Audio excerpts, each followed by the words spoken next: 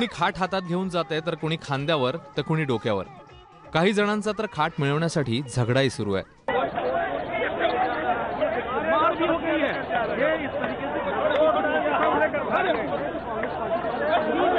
हातात मिळेल ती खाट आपली या न्यायाने प्रत्येक जण खाटांवर ताबा मिळवतोय। ही दृश्य आहेत काँग्रेस उपाध्यक्ष राहुल गांधी यांच्या उत्तर प्रदेशातील रुद्रपूरच्या सभेची। खरं तर राहुल गांधींनी मोदींच्या चाय पे चर्चेला उत्तर देण्यासाठी खाट सभा सुरू केली, पण पहिल्याच सभेत राहुल गांधींच्या भाषणापेक्षा खाटा पळवल्याची जास्त चर्चा झाली।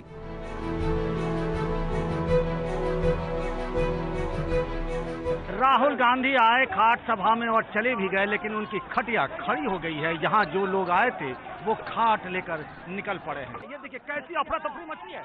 आइए मैं आपको तस्वीर दिखाता हूँ जहाँ पे राहुल गांधी खड़े थे। ये घमासान मचा है, किस तरीके से लोग अपने जान की परवाह न करते हुए, ये देखिए लोहे की रॉड को तोड़ते हुए आगे बढ़ते हुए पुलिस के फोर्स हैं खटिया लेने के लिए आपाधापी मारा मारी मची हुई है। ये हश्र हुआ, ये नीति हुई राहुल गांधी की खाट की, जिसके बहाने वो कांग्रेस की तस्वीर लौटाना चाहते थे। और इसीलिए हमने सवाल किया था कि क्या राहुल के खाट के बहाने लौटेगी कांग्रेस की ठाठ? लगता ऐसा तो फिलहाल नहीं है। वर्षभरात उत्तर प्रदेशमध्ये निवडणुका आहेत, त्यासाठी काँग्रेसची फळी तयार करण्यासाठी राहुल गांधींनी 2,500 किलोमीटरची किसान यात्रा सुरू केली आहे। 50,000 करोड़ रुपए से ज्यादा पिछले साल मोदी जी ने अपने बड़े बड़े उद्योगपति दोस्तों का माफ किया, मगर क्यों नहीं आप किसान का भी कर्ज माफ करें।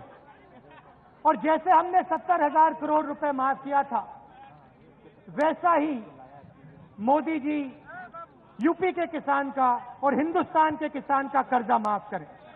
लोग राहुल गांधी जी की रैली में राहुल गांधी को सुनने नहीं आए थे, वो खाट के लिए आए थे और खाट लेकर चले गए।